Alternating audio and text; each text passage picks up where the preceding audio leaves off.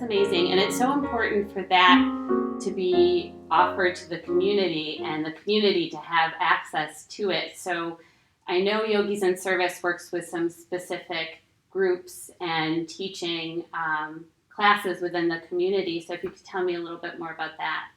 Yeah, so we started, Yogis in Service first started, our services were mostly on the east side, and specifically in the church on Genesee and Dote, Resurrection Church, which is now closed, unfortunately. So we moved to the Grider Center, and then from there we expanded. So we have the open community classes that occur at the Grider Center, and then right now they're still online as we transition back from COVID. And then we began this whole other arm of Yogis in Service, which is our closed classes that are specific for populations that would benefit from having access to yoga that don't have access right now. So those are prisons, domestic violence shelters, the Cancer Institute, Gigi's Place for people with Down syndrome.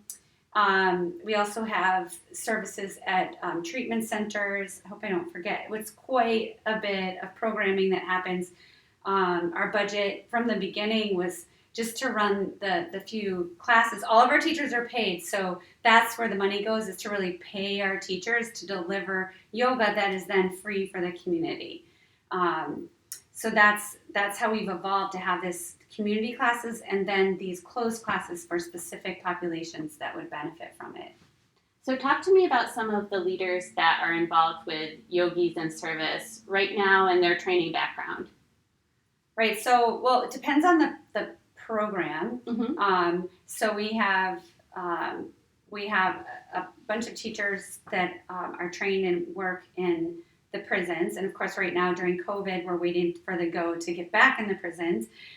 We have Leslie Rothschild, for example, who has extensive training in working with families and individuals with cancer, and she's our teacher that is our liaison with Roswell Park. We have Diane and Eric and Deja.